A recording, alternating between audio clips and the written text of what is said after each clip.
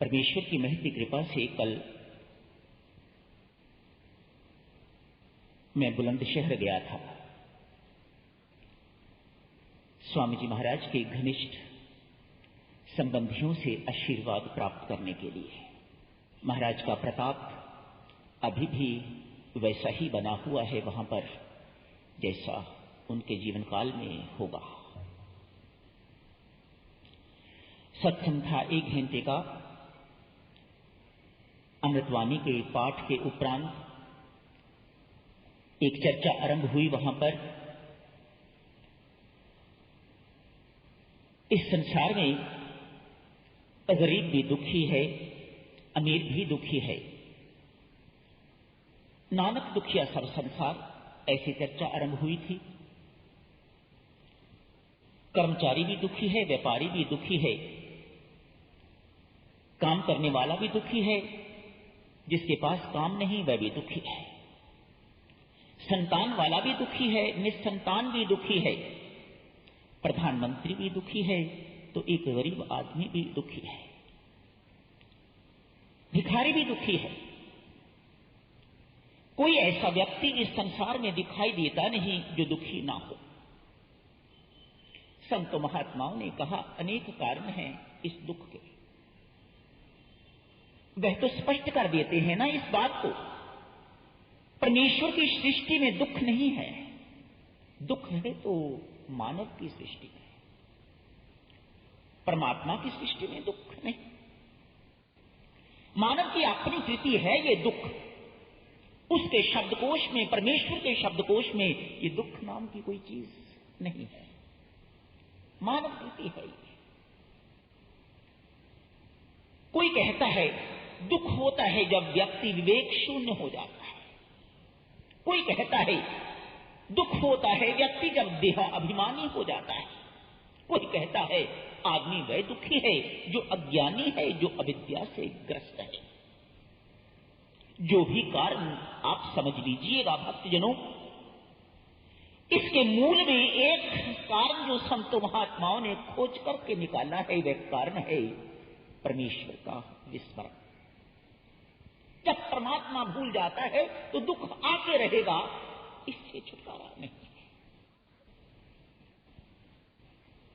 परमेश्वर का विस्मरण होता है तो अपने भीतर जो शत्रु है, आपने बेशक यदि किसी कारण किसी बल से उन्हें कमजोर भी कर रखा है तो वह भी आंख दिखाने लग जाते हैं। उन्हें परमेश्वर का भय नहीं रहता। परमेश्वर का स्मरण होने से भीतर बैठे हुए शत्रु बड़े भयभीत रहते हैं, सिर नहीं उठा सकते, इसलिए ना स्वयं को दुख पहुंचा सकते हैं ना औरों को दुख देने देते हैं। विस्मरण में आदमी स्वयं भी दुखी होता है एवं औरों को भी दुखी करता है। अकेला दुखी नहीं होता, औरों को भी दुख पहुंचाता है। घर में एक व्यक्ति के कारण अशांति है, पूरा घर नष्ट होता है। एक ही व्यक्ति लगता है दुखी है पर नहीं, सभी के सभी दुखी होते हैं। कहते हैं ना, जिसकी जितनी याद आती है उसके उतने ही गुण हमारे अंदर बसने लग जाते हैं। परमेश्वर को निरंतर याद करोगे तो परमेश्वर के गुण, परमात्मा प्रेम स्वरूप है, शांति स्वरूप है, आनंद स्वरूप है। परमात्मा सच्चिदानंद घन परमात्मा है, क्षमावान है, दयावान है, करुणावान है, परम कृपा स्वरूप है परमात्मा। भक्तजनों, ये गुण एक एक करके अपने भीतर बसते जाएंगे तो जीवन सुखी, अत्यांतिक सुखी होता जाएगा। परमेश्वर का स्मरण रहता है तो व्यक्ति के विचार, व्यक्ति की वाणी, व्यक्ति के कर्म सब के सब परमेश्वर से प्रेरित हुआ करते हैं। परमेश्वर का विस्मरण होता है, वही वचन, वही विचार, वही कर्म स्वार्थ से प्रेरित हुआ करते हैं, अभिमान से प्रेरित हुआ करते हैं, स्वयं को भी दुखी करने वाले एवं औरों को भी दुख पहुंचाने वाले, मोह से प्रेरित। चीजों से प्रेरित कर्म किसी को सुख दे नहीं पाए और किसी को सुख दे नहीं पाएंगे। इसलिए भक्तजनों, संत महात्मा बड़े बलाहट शब्दों में ललकारते हैं, आपसे प्रार्थना करते हैं, साधक जनों, अपना जीवन सुखी बनाना चाहते हो, औरों को सुख पहुंचाना चाहते हो, तो परमेश्वर का सतत स्मरण करते रहो। विस्मरण और स्मरण, भूलना एवं याद करना, स्वामी जी महाराज की रचनाओं में एक बड़ी बात विलक्षण लगती है। उनकी सारी रचनाएं ऐसा लगता है विरक्त के लिए भी हैं, ऐसा तो नहीं कि विरक्त के लिए नहीं है, पर अधिक ग्रस्त के लिए। ग्रस्त ही दुखी है, विरक्त को इतने दुख नहीं जितने ग्रस्त को हैं। इसलिए स्वामी जी महाराज के उपदेश आदेश सब के सब ग्रस्त के लिए। इस ग्रस्त को वैकुंठ किस प्रकार से बना सकते हो, स्वामी जी महाराज के श्रीमुख से सुनिए।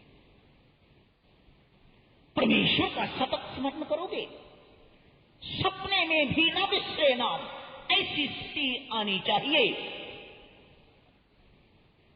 क्या बैठ के किसी कोने में स्मरण करना होगा?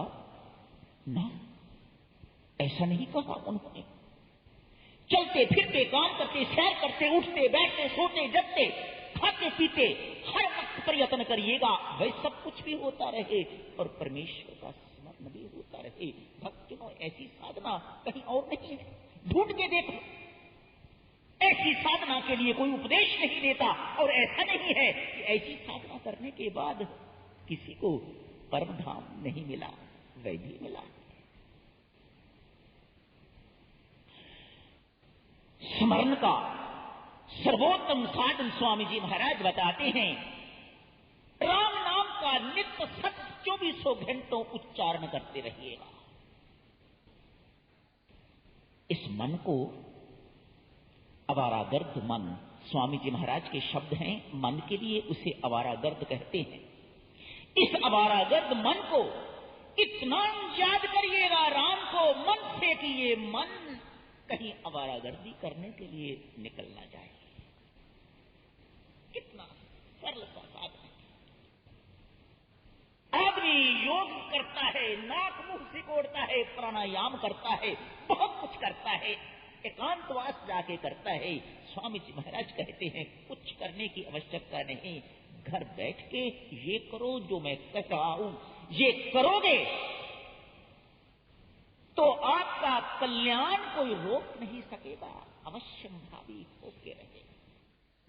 इसलिए साधक जनों, जिस दिन हाथ से काम होने लग जाएगा और मुख से राम निकलने लग जाएगा, समझ लेना उस दिन अब कल्याण होने वाला है, हो गया है। अनेक उदाहरणें हैं भक्तजनों, जिन्होंने नाम का जाप किया है, परमेश्वर का स्मरण किया है एवं सबको परमेश्वर रूप देख के उनकी सेवा करी है। जब नाम का जाप करोगे तो सेवा किए बिना रह नहीं सकोगे। क्यों? आपका हर कर्म, हर सोच विचार सेवा ही तो हो जाएगा, कोई पाप रहता ही नहीं। संत महात्मा इस प्रकार की घोषणा करते हैं, व्यक्ति परमेश्वर का स्मरण करता हुआ पाप भी करता है तो वह पाप नहीं रहता, विस्मरण करता हुआ पुण्य भी करता है तो वह पुण्य नहीं रहता। क्यों? वह पुण्य भी अभिमान देके जाता है। कितना बल है परमेश्वर के स्मरण में। जो स्मरण करेगा, जो सिमरन करेगा, परमेश्वर का जो नाम, परमात्मा का उच्चारण करेगा, वह इन सबको परमेश्वर देख के इनकी जी जान से सेवा भी करने लग जाएगा। एक भक्तनी की बात याद आती है भक्तजनों, मातेश्वरी अनसुईया का नाम आपने सुन रखा है। उसी की शिष्या है ये भक्तनी शांडली, सती शांडली कहते हैं इन्हें। एक ब्राह्मण कौशिक की पत्नी है, बड़ा क्रोधी है। क्रोध से तो भक्तजनों कोई बचता नहीं है ना। ये कौशिक ब्राह्मण है, पूंजीपति है, इसलिए व्यसनी है।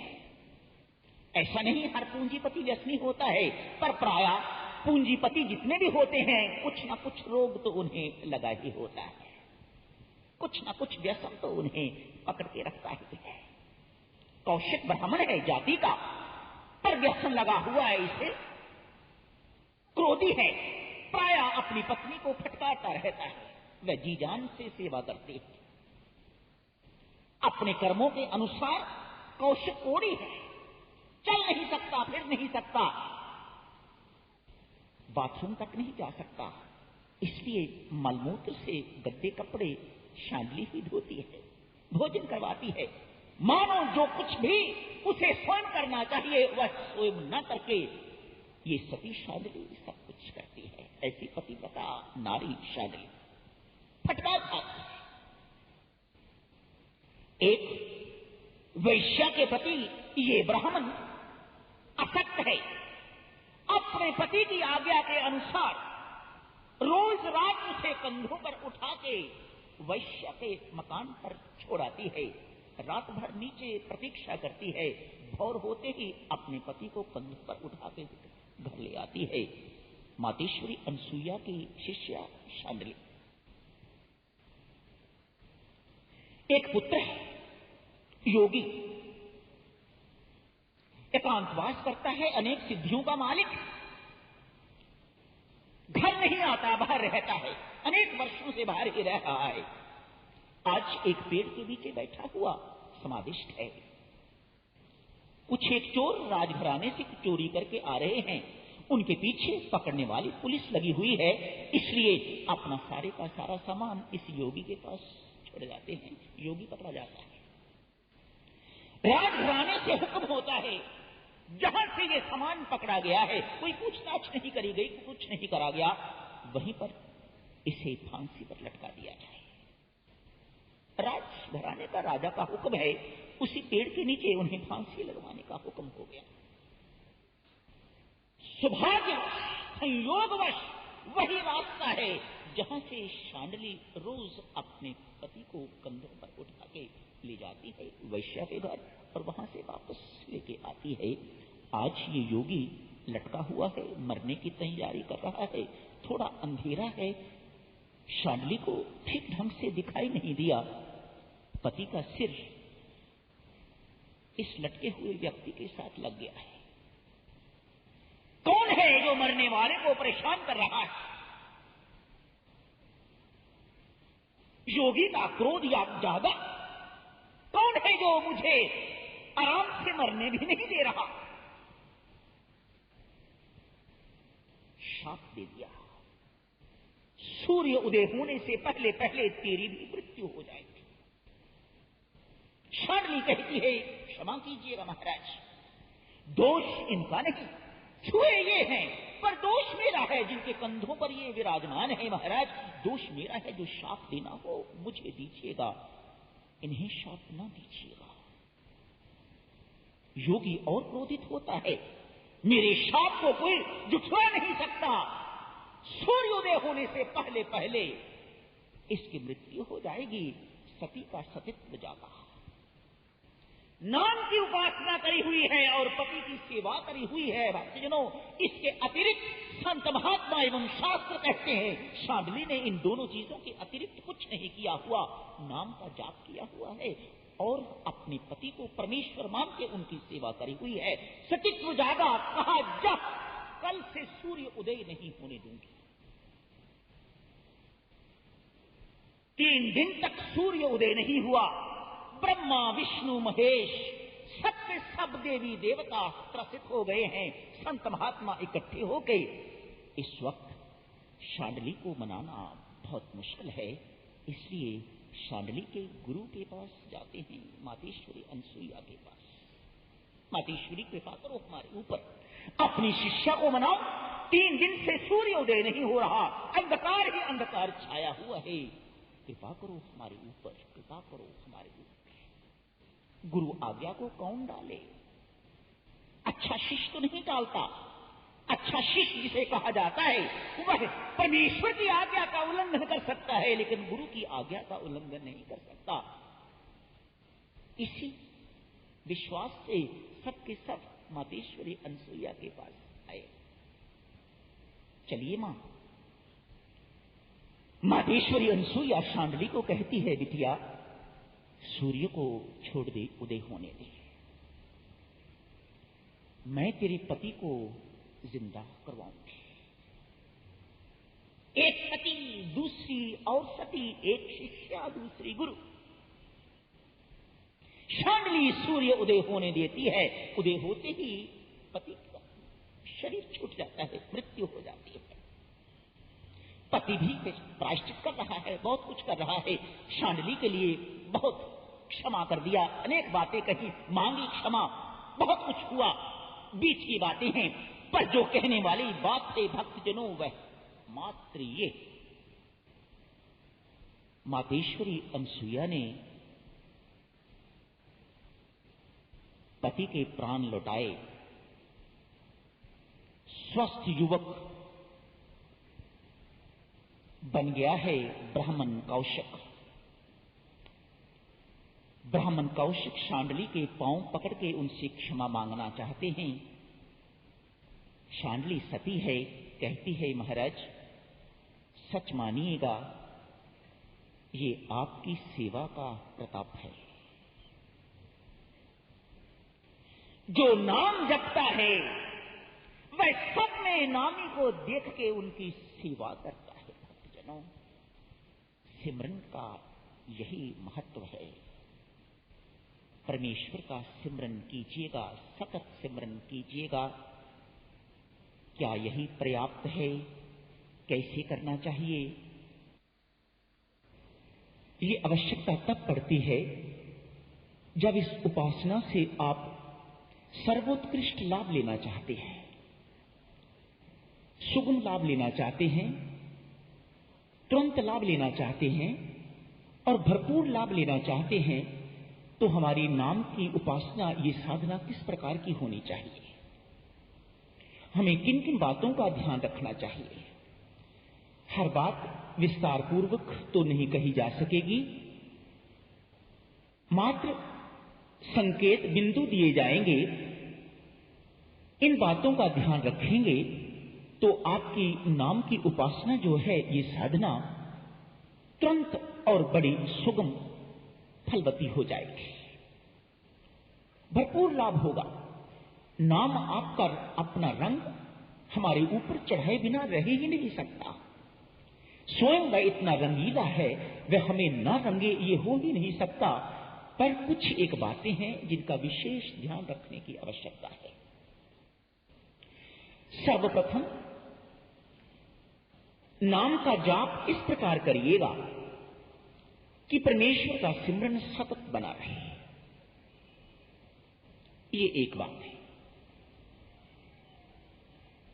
हमारी उपासना तो बार बार उच्चारण करना ही उपासना है। ध्यान तो हम बहुत कम लगाते हैं, या भजन कीर्तन तो हम बहुत कम समय के लिए करते हैं। मुख्य उपासना तो हमारी बार बार नाम का उच्चारण करना ही है, जिसे जाप कहा जाता है। जाप इस प्रकार से करिएगा कि परमेश्वर का सिमरन इतना करिएगा कि परमात्मा का सिमरन नित्य बना रहे, निरंतर बना रहे, सतत बना रहे। ये एक बात। मन में तड़प इस प्रकार की होनी चाहिए, एक राम के अतिरिक्त और कुछ नहीं चाहिए। मानो कोई पूछे आपसे, आप नाम की उपासना क्यों कर रहे हो? धन उपार्जन के लिए, व्यापार अच्छा चले इस चीज के लिए, संतान अच्छी निकले और संतान आ जाए इस चीज के लिए, मान सम्मान प्राप्ति के लिए, किस चीज के लिए कर रहे हो? तो उत्तर दीजिएगा, इनमें से किसी चीज के लिए नहीं। राम के अतिरिक्त हमें और कुछ नहीं चाहिए, इसलिए नाम की उपासना कर रहे हैं। दो बातें। तीसरी बात, सब में राम है, राम में सब है और सब राम है। कठिन बातें हैं करने के लिए, इन्हें जीवन में उतारना बहुत कठिन बात है, लेकिन लाभ भी तो देखिएगा, परमात्मा आपकी मुट्ठी में हो जाएगा यदि ये बातें आप करना आरंभ कर देंगे।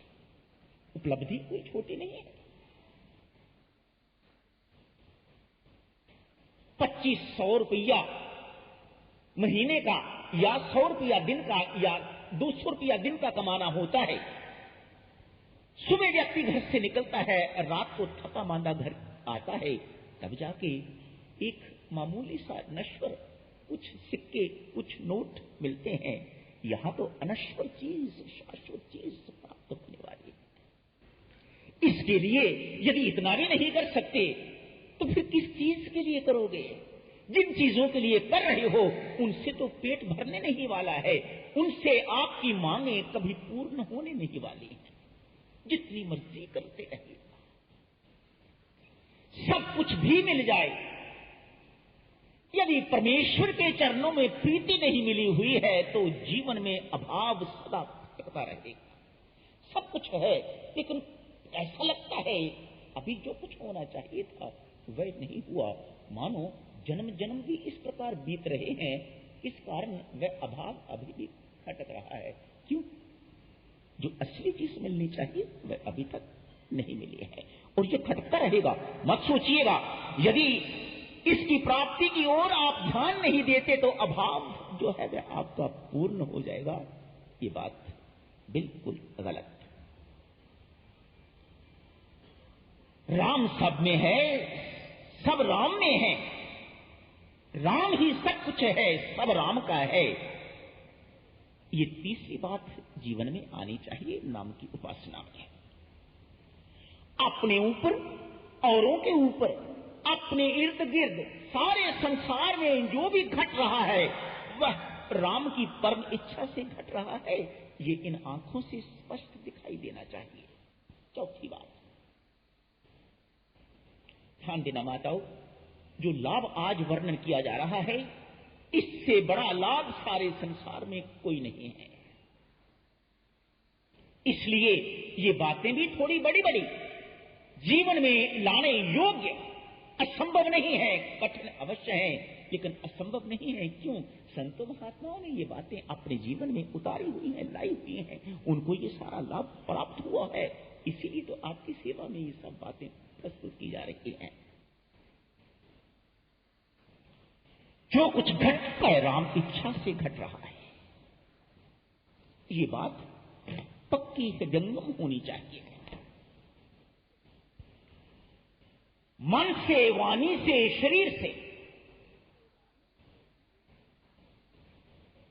परम शुचिता होनी चाहिए, परम पवित्रता होनी चाहिए अपने जीवन में।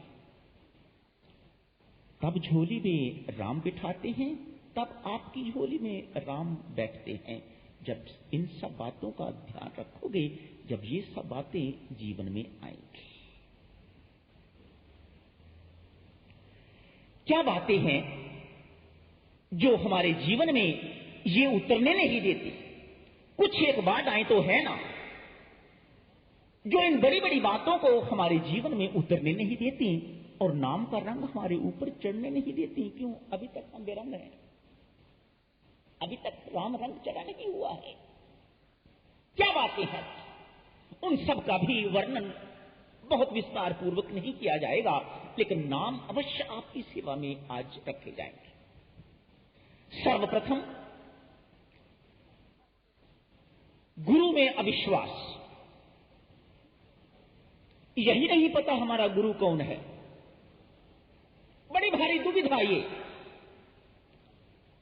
स्वामी जी महाराज हमारे गुरु हैं या प्रेम जी महाराज हमारे गुरु हैं, ये बड़ी भारी दुविधा। बड़े बड़े लोगों को ये दुविधा ग्रस्त किए हुए है, ये निर्णय ही नहीं ले पाते हैं। जब निर्णय ही नहीं ले पाते हो तो उनसे कुछ लाभ नहीं होने वाला। इसको कहते हैं गुरु में अविश्वास, उनकी करनी में अविश्वास, उनकी कथनी में अविश्वास। अब अविश्वास है तो अगले जन्म में मिलने के लिए तैयार रहिएगा। माफ करना, क्षमा करना, ऐसी बातें, पर ये सत्य बातें, शास्त्र के अनुकूल बातें पढ़िएगा, औरों से पूछिएगा जो यहां कहा जाता है वह गलत कहा जाता है या सत्य कहा जाता है, ताकि आपको कोई संदेह न रहे।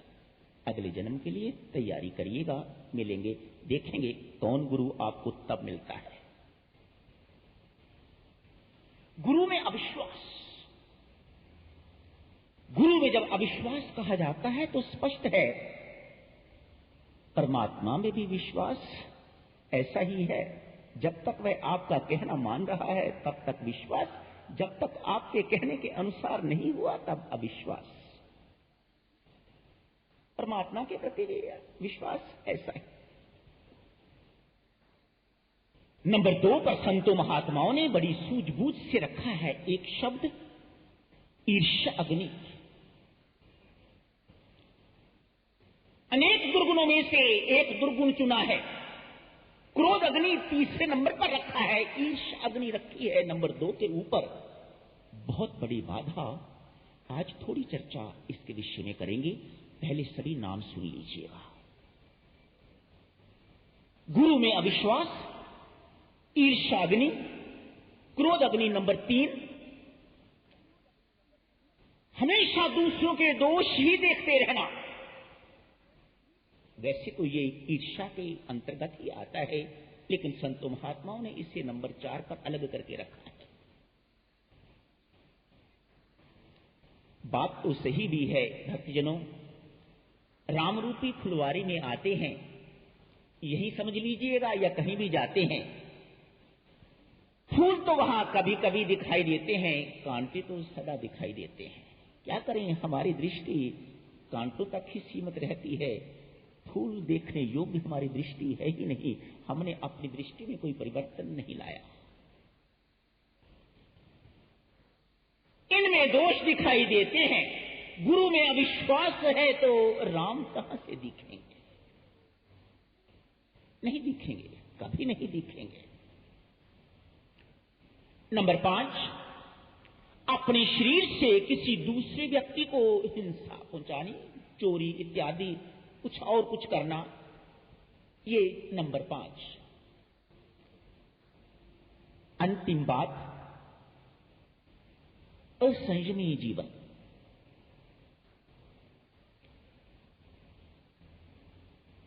असंयमी जीवन साधक के लिए बड़ा घातक जीवन है। जिसका जीवन मर्यादित जीवन नहीं है, वह साधना में सफलीभूत इतनी आसानी से नहीं हो पाता, लंबा अरसा लगेगा।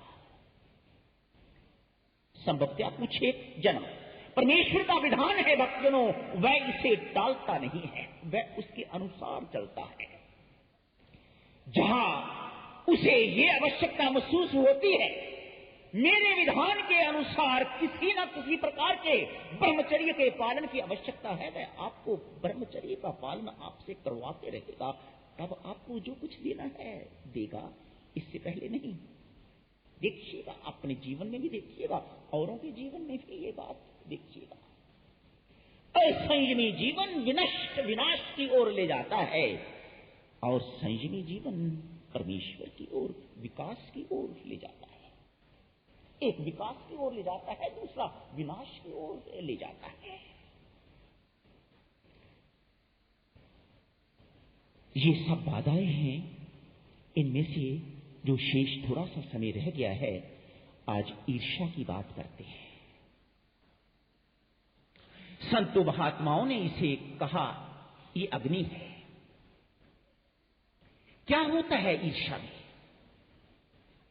घर घर की बीमारी है, हर इंसान की बीमारी है, सामान्य व्यक्ति की बीमारी है, विरक्त की बीमारी है, वैरागी की बीमारी है, पापी की बीमारी है, संत महात्माओं की बीमारी है, गुरुओं की बीमारी है।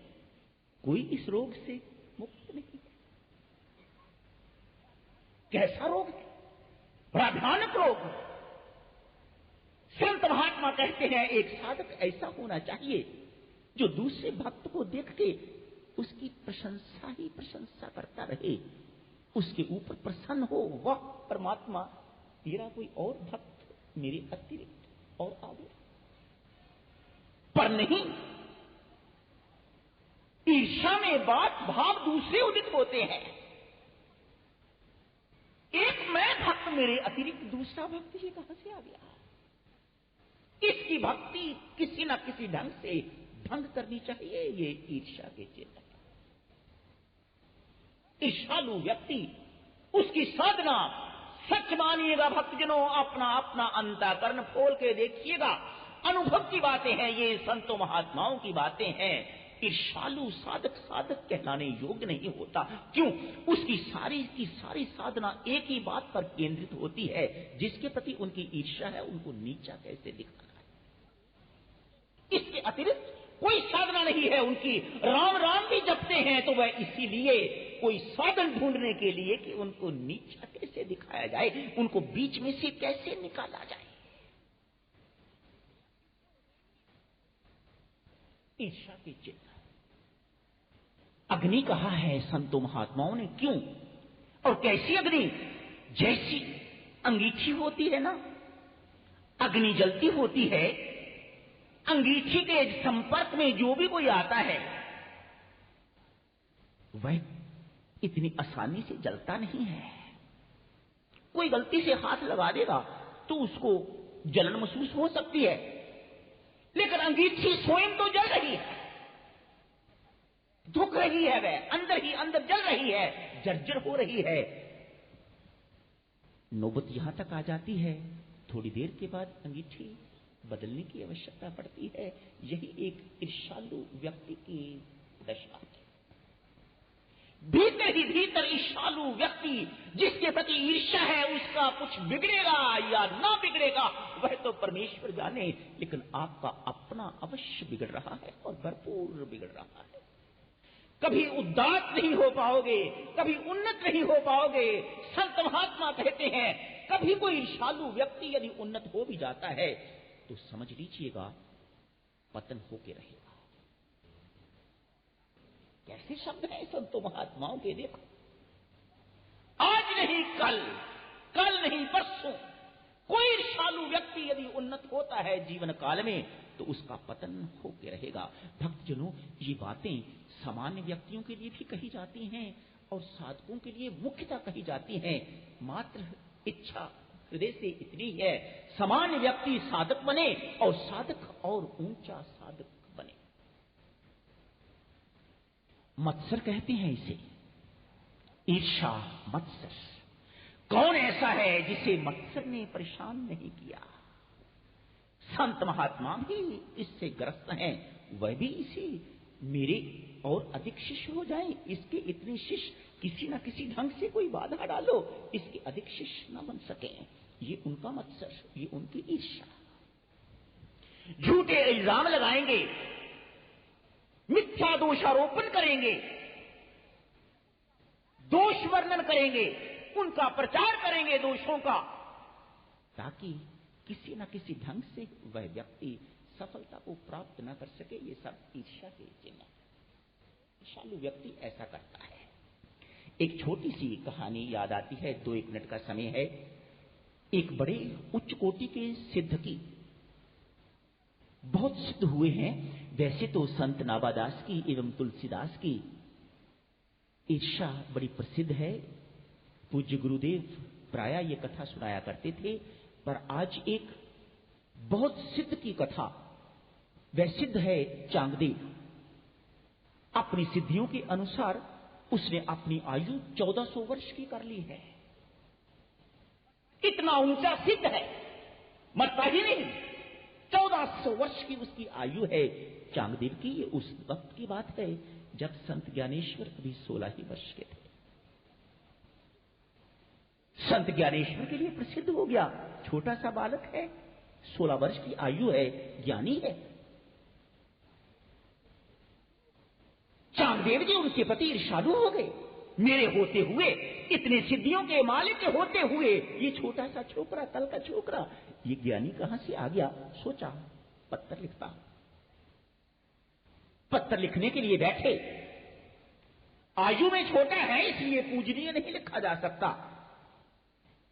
लोग कहते हैं ज्ञानी है इसलिए चिरंजीवी भी नहीं लिखा जा सकता। इसलिए सिद्ध चांगदेव ने एक कोरा पत्र किसी अपने शिष्य के हाथ संत ज्ञानेश्वर के पास भेज दिया। कोरा कागज।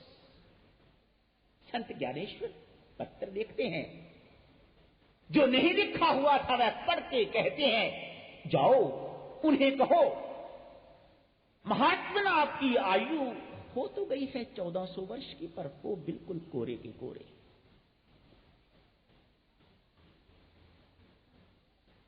कागज शिष्य के हाथ लौटा दिया। आपकी आयु हो तो गई है 1400 वर्ष की, लेकिन आप हो कोरे के कोरे। बड़ा गुस्सा लगा। अतएव अपनी सारी सिद्धियों का प्रदर्शन करने के लिए एक बाघ पर सवारी करके अनेक विषैले सर्प अपने गले में डाल के चल पड़े हैं संत ज्ञानेश्वर को मिलने के लिए, दर्शन करने के लिए नहीं। ऐसे लोग छोटे आदमियों के लिए शब्द ऐसे प्रयोग नहीं करते कि दर्शन करने के लिए जाना है, अपनी सिद्धियों का प्रदर्शन उसको नीचा दिखा के आऊंगा। ईर्ष्या के चिन्ह जहां नीचा दिखाने की बात हो, किसी को बीच में से निकालने की बात हो, वह सब की सब ईर्ष्या के चिन्ह आप कहो ना कहो स्पष्ट हो जाता है। ये चिन्ह किस प्रकार के हैं, किस रोग से आप ग्रस्त हैं। महात्मा ज्ञानेश्वर, संत ज्ञानेश्वर उस वक्त चौके में बैठे हुए थे।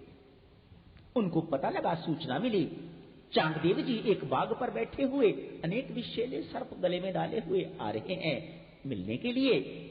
चौके को कहा, चल चौके। चांगदेव के पास परमेश्वर की कृपा, चौका चल पड़ा। ईंट पत्थर का चौका चल पड़ा। ऊपर संत ज्ञानेश्वर बैठे हुए हैं, जहां चांगदेव है वहां चौका पहुंच गया। बड़ी भारी शर्मिंदगी हुई। मैंने तो प्राण, जीवित जो प्राणी हैं उन पर नियंत्रण किया हुआ है, उन पर मैंने सिद्धि प्राप्त करी हुई है। ये कल का छोकरा नहीं है, इसने तो निष्प्राण पर सिद्धि प्राप्त करी हुई है, जड़ पर सिद्धि प्राप्त करी हुई है। ईंट पत्थर तो जड़ है, उसने उस पर भी सिद्धि प्राप्त करी हुई है। उसके कहने के अनुसार, उसकी आज्ञा के अनुसार वह चल रहा है। कहते हैं चांगदेव ने संत ज्ञानेश्वर से क्षमा मांगी एवं उनसे उस वक्त दीक्षा लेके उनके शिष्य बन गए। अवश्य कल्याण हुआ होगा भक्तजन। इस दोष से बचिएगा। ये क्रोध क्या है? ये भी अग्नि है भक्तजनों, जो हमारे भीतर की कमाई को सुखा देती है। ऐसी अग्नि जो हमें भीतर ही भीतर जलाती है। ईर्ष्या की तरह ये भी भीतर ही जलाने वाली अग्नि है। क्रोध उसे कहा जाता है, क्रोधी, जो हमारी मति को विकृत कर दे वह क्रोध, जो हमारी बुद्धि को विकृत कर दे वह क्रोध। हमारे भीतर जो शांति का स्रोत है, जो सुख का स्रोत है, उसके बहने में जो रुकावट डाले वह क्रोध। दो परिभाषाएं क्रोध की याद रखिएगा। हमारे भीतर शांति का स्रोत है, सुख का स्रोत है,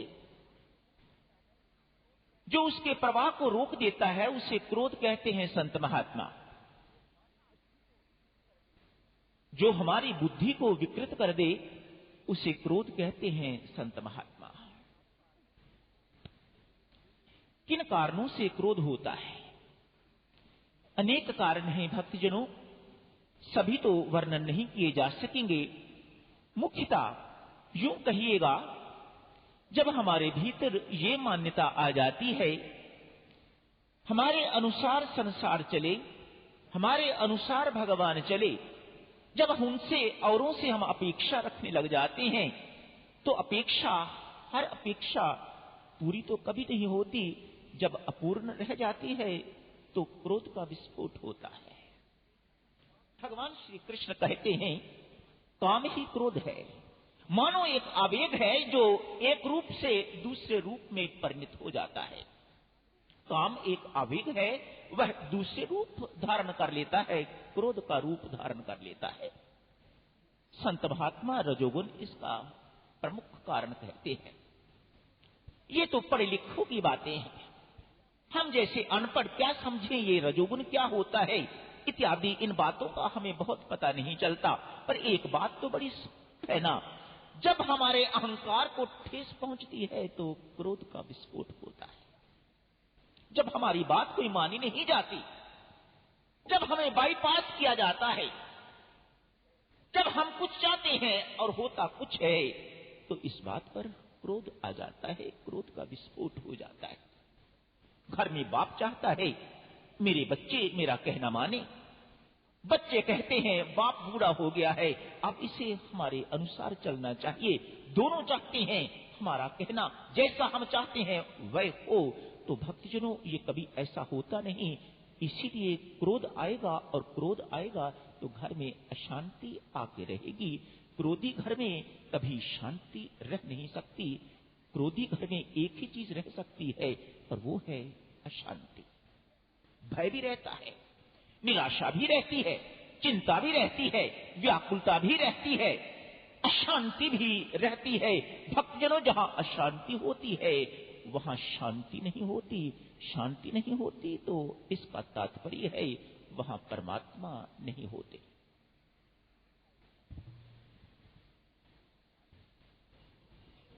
कुछ एक कारण आपकी सेवा में प्रस्तुत कर दिए हैं जिनके कारण क्रोध आता है। संत महात्मा ज्ञान की दृष्टि से जब इसे देखते हैं तो कहते हैं जब हम सत्य से दूर होते हैं तो क्रोध आता है। क्या अर्थ है इसका? देवऋषि नारद ने क्रोध में आके भगवान को शाप दे दिया। हमारे वश में चले तो हम भी गाली तो हम भी देते हैं, यदि हम में समर्थ हो तो हम भगवान को शाप देने में कोई परहेज नहीं करेंगे। क्रोध में जिस पर क्रोध आता है उस पर तो ऐसे करते ही हैं, देख लूंगा, तुमने मेरा कहना नहीं माना, जो मैं चाहता था वह नहीं हुआ, देख लूंगा तुम्हें। देवऋषि नारद ने शाप दे दिया भगवान को क्रोध के आवेश में आके। मां पार्वती जो भगवान शिव से कथा सुन रही हैं बड़ी चकित हुई। देवऋषि नारद और उसने भगवान को शाप दे दिया। इतने बड़े ज्ञानी, इतने बड़े भक्त, हर वक्त परमात्मा का सिमरन करने वाले, 24 घंटों नारायण नारायण राम राम जपने वाले, उन्होंने क्रोध के आवेश में आके भगवान को शाप दे दिया। मातेश्वरी पार्वती बड़ी चकित हैं। भगवान शिव मुस्कुरा के बड़ा सुंदर उत्तर देते हैं, अरे पार्वती, ना इस संसार में कोई मूर्ख और ना ही इस संसार में कोई ज्ञानी। जो मेरे राम जिससे जिस क्षण जो करवाना चाहते हैं तद अनुसार बुद्धि उसी अनुकूल कर देते हैं, होके वही रहता है। भक्तजनों, जो इस सत्य को समझ जाता है उसके लिए क्रोध का कोई स्थान नहीं है। यदि सबके भीतर एक ही शक्ति काम कर रही है, आप उस शक्ति से स्वाध्याय कर लीजिएगा, आप उस शक्ति से जुआ खेल लीजिएगा, ताश खेल लीजिएगा, चोरी कर लीजिएगा, व्यभिचारी कर लीजिएगा, अनाचारी कर लीजिएगा, दुराचारी कर लीजिएगा, या परमेश्वर का ध्यान लगा लीजिएगा, शक्ति तो सब कामों के पीछे एक ही है भक्तजनों, चेतना। चेतन शक्ति परमेश्वर की शक्ति। यदि ये सत्य है तो क्रोध का, ईर्ष्या का कोई स्थान भक्तजनों नहीं रहता। ये सारा संसार राममय है। उसकी इच्छा से ही यश मिल रहा है, उसकी इच्छा से ही अपयश मिलता है, उसकी इच्छा से ही कोई क्रोधी आपके ऊपर बरसता है, उसकी इच्छा से ही आपको अपमान मिल रहा है। तो फिर आगे से आपके क्रोधित होने का भक्तजनों कोई स्थान नहीं रहता। यदि आप इस सत्य के समीप हैं कि ये सब कुछ परमेश्वर ही करवाने वाला है, परमेश्वर की इच्छा से ही सब कुछ हो रहा है। अतएव भक्तजनों, क्रोध का कारण कुछ भी है, इसके आवेश को, इसके आवेग को सहन करने में ही बुद्धिमता है। सहन करना चाहिए इसे। क्या होता है इसमें आप सब जानते हो, मेरी तरह जैसे मैं जानता हूं, आप भी सब जानते हो क्रोध में क्या होता है। जैसे ही क्रोध का विस्फोट होता है, आंखें लाल हो जाती हैं, भौएं फड़कने लग जाती हैं, होंठ हिलने लग जाता है, शरीर में कपकपी आ जाती है, कंपायमान हो जाता है शरीर, मानो जैसे जीवन में कोई विनाशकारी भूचाल आ गया है। ब्लड प्रेशर हाई हो जाता है, मुंह लाल हो जाता है, होंठ आंखें फड़कने लग जाती हैं, बुद्धि पर संयम नहीं रहता, व्यवहार पर कोई अंकुश नहीं रहता। इसलिए बिना सोचे समझे, बिना सोचे विचारे, सामने कौन है, बाप है, मां है, गुरु है, हर एक के ऊपर आप बरस जाते हैं। क्यों? व्यवहार पर कोई अंकुश नहीं रहा, क्रोध के आवेश के कारण। क्रोधी व्यक्ति अपने आप के लिए भी अभिशाप और दूसरों के लिए भी अभिशाप। कालांत में ऐसा व्यक्ति इस संसार में अकेला पड़ जाता है। क्या कह के लोग त्यागते जाते हैं, क्रोधी है, किसी काम का नहीं है। डॉक्टर बहुत अच्छा है, बहुत अच्छी सर्जरी करता है, सब कुछ ठीक है उसके हाथ में, लेकिन क्रोधी है। अतएव बहुत सारे लोग ऐसे व्यक्ति के पास जाने में परहेज करते हैं। क्रोधी व्यक्ति अकेला रह जाता है, रोगी हो जाता है, एसिडिटी हो जाती है, हार्ट प्रॉब्लम हो जाती है, ब्लड प्रेशर हो जाता है, अनेक प्रॉब्लम और हो जाती हैं। नर्वस टेंशन के कारण नर्वस सिस्टम सारा का सारा जो है वह खड़खड़ खड़खड़ करने लग जाता है। ये उन्हीं के शब्द हैं जो मैं प्रयोग कर रहा हूं। क्यों? क्रोधी व्यक्ति के अंदर ये सब कुछ होता है। भगवान शिव क्रोध के ऊपर पार्वती से कहते हैं, सब कुछ मेरे राम करवाने वाले हैं, जो उन्होंने करवाना होता है वह तद अनुसार अमुक व्यक्ति की बुद्धि उसी ढंग से फेर देते हैं, उसी ढंग से उससे करवा लेते हैं। इसलिए पार्वती मेरी प्रिय, भव बंधन को नाश करने वाला राम नाम जपा कर। मां पार्वती को भगवान शिव उपदेश देते हैं, उस नाम को जप जो इस संसार में हमारे आवागमन को बंद करने वाला है, खत्म करने वाला है। पार्वती इस नाम को जप। सहनशीलता ही भक्तजनों एक कारण दिखाई देता है, एक साधन दिखाई देता है, जिससे आप इस विकार से, बहुत भारी, बहुत बड़ा दुश्मन है ये काम एवं क्रोध, इन दोनों के लिए सारी गीता जी जगह जगह पर भरी हुई है। काम एवं क्रोध का त्याग करो, काम एवं क्रोध का त्याग करो। मानो इस आवेश को, इस आवेग को सहन करना सीखो। 3 राजकुमार हैं, एक सात्यकी है, एक बलदेव है, एक विवेक है, वासुदेव है। 3 राजकुमार तीनों घोड़ों पर सवार होके जंगल की यात्रा के लिए चले जाते हैं। सेना भी है साथ। घोड़े बहुत तेज दौड़े जा रहे हैं, सेना पीछे रह जाती है। 3 राजकुमार बहुत आगे निकल जाते हैं। एक निर्जन स्थान आ जाता है, घमासान जंगल आ जाता है। एक सायंकाल का समय भी हो गया है, रात्रि का प्रवेश होने वाला है, कुछ बहुत दिखाई नहीं देता। अतएव एक पेड़ के नीचे विश्राम करने का सोच लिया, रात यही विश्राम करेंगे। 3 राजकुमार हैं, बुद्धिमान हैं। अतएव क्या करना चाहिए हमें? 2 सोते हैं, एक जागता है। कोई हिंसक पशु आके ना खा जाए, कोई हमें मार ना जाए। तीनों सो गए तो ठीक नहीं है, इसलिए 2 सोते हैं, एक जागता है। सात्यकी जागता है, दूसरे 2 सो गए हैं। जागते क्या होता है, एक पिशाच आता है, आके सात्यकी को कहता है, ये जो 2 सोए पड़े हैं मुझे इनको खाने दे, मैं तुझे छोड़ दूंगा। सात्यकी कहता है नहीं, इनको खाना है तो मुझे पहले मारना होगा। युद्ध आरंभ हो जाता है, दोनों लड़ते हैं। सात्यकी थक जाता है, मार खाता है। तब तक बलदेव के जागने का समय हो जाता है, वह जाग जाता है, पिशाच भाग जाता है। सात्विकी की ये हालत देख के वह सारा विवरण सुनता है। सुनने के बाद थका हुआ था, वह तो सो गया। बलदेव वो आ गया है, लेकिन क्रोध की अग्नि में जल रहा है। कहीं आए तो मैं उसे मजा चिखाऊं।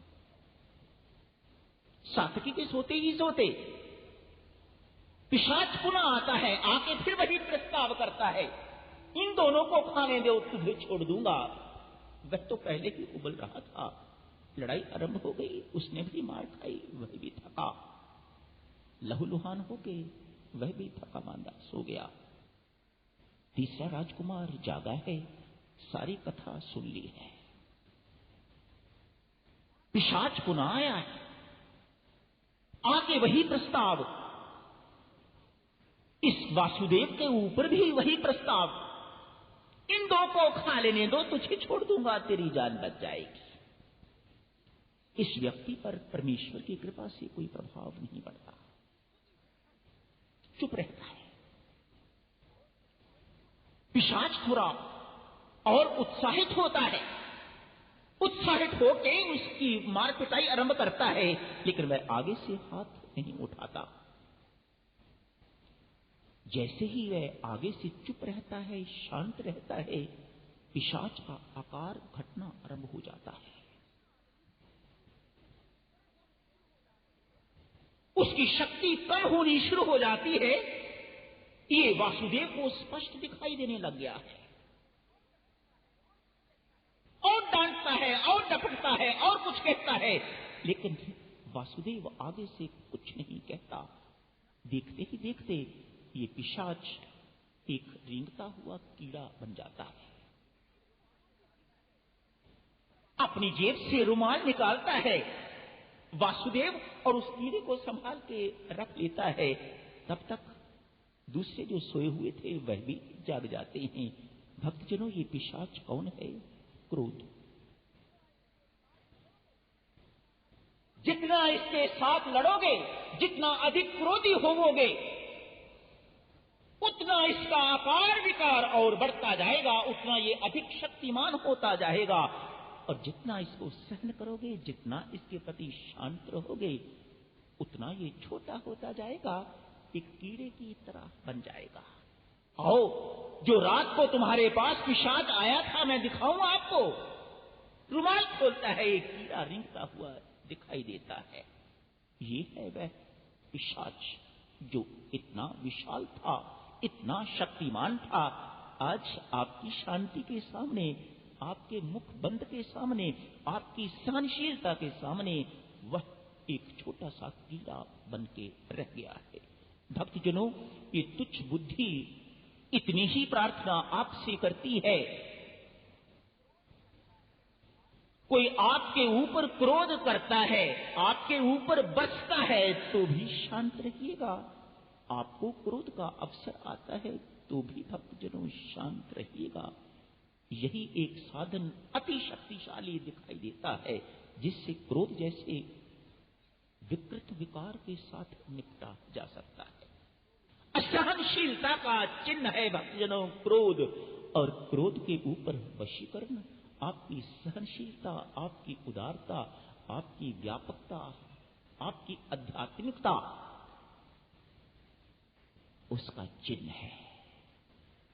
क्षमाशील हो गए हैं आप, उदार, आपकी महानता का चिन्ह हो जाता है। जब आप मुस्कुरा के अपमान सहते हैं, दूसरे का क्रोध सह लेते हैं, घर भक्तजनों, अंतःकरण सब कुछ वैकुंठ जैसा शांत धाम बन जाता है। यहीं समाप्त करने की इजाजत दीजिएगा। राम रसिया रिझाऊं माए, राम रसिया रिझाऊं, राम रसिया ओ राम रसिया रिझाऊं माए, राम रसिया रिझाऊं, राम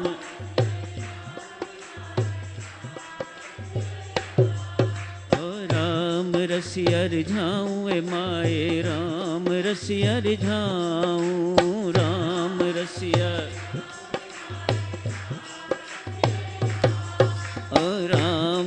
रसिया रिझाऊं माए राम रसिया रिझाऊं राम रसिया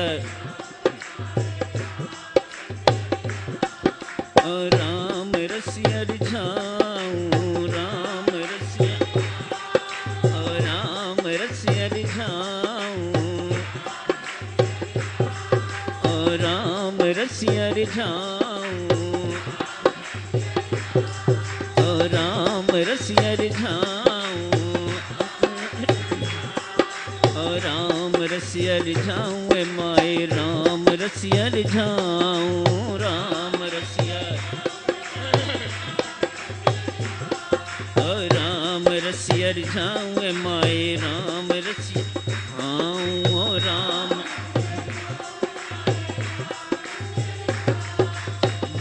मोअबला पर कृपा कीजे मोअबला पर कृपा कीजे मोअबला पर मोअबला पर कृपा कीजे मोअबला पर कृपा ओ मोअबला पर कृपा कीजे मोअबला पर गुण गोविंद के गाऊं माए राम रसिया रिझाऊं गुण गोविंद के राम रसिया रिझाऊं माए राम रसिया रिझाऊं राम रसिया राम रसिया रिझाऊं माए राम रसिया रिझाऊं राम रसिया करूं कीर्तन में प्रीतम आगे करूं कीर्तन में प्रीतम करूं कीर्तन में प्रीतम करूं कीर्तन में प्रीतम आगे करूं कीर्तन में प्रीतम आगे करूं कीर्तन में तो प्रीतम पद पाऊं माए राम रसिया रिझाऊं पद पाऊं राम रसिया राम रसिया रिझाऊं माए राम रसिया रिझाऊं माए राम रसिया रिझाऊं माए राम रसिया रिझाऊं राम रसिया करूं नृत्य में प्रीतम आगे करूं नृत्य में करूं नृत्य में प्रीतम करूं नृत्य में प्रीतम करूं नृत्य में प्रीतम आगे करूं नृत्य में करूं नृत्य में प्रीतम आगे करूं नृत्य में तो प्रीतम पद पाऊं माए राम रसिया रिझाऊं तो प्रीतम पद पाऊं माए राम रसिया रिझाऊं माए राम रसिया रिझाऊं राम रसिया मीरा के प्रभु गिरधर नागर मीरा के प्रभु मीरा के प्रभु गिरधर मीरा के प्रभु गिरधर मीरा के प्रभु गिरधर नागर मीरा के प्रभु रज चरणों की पाऊं माए राम रसिया रिझाऊं रज चरणों की पाऊं माए राम रसिया रिझाऊं माए राम रसिया रिझाऊं राम रसिया रिझाऊं माए राम रसिया रिझाऊं राम रसिया रिझाऊं माए राम रसिया रिझाऊं राम रसिया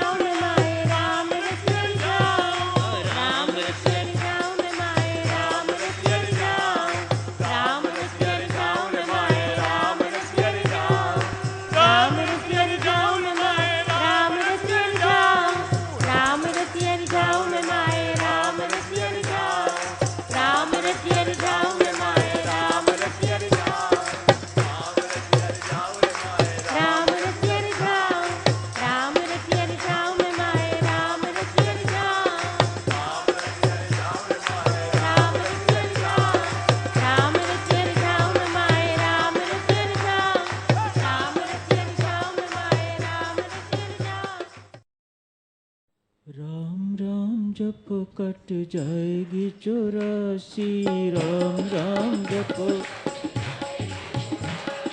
राम राम जपो कट जाएगी 84 राम राम राम राम जपो कट जाएगी 84 राम राम कटेगी 84 कट जाएगी 84 कटेगी 84 ओ कटेगी 84 कट जाएगी 84 राम राम जपो कट जाएगी 84 राम राम जपो कट राम राम जपो कट जाएगी 84 राम राम जपो राम राम जपो कट जाएगी 84 राम राम जपो राम राम जपो कट जाएगी 84 राम राम राम राम जपो कट जाएगी 84 राम राम जपो कट जाएगी राम राम जपो कट जाएगी 84 राम राम जपो कट जाएगी राम राम जपो कट जाएगी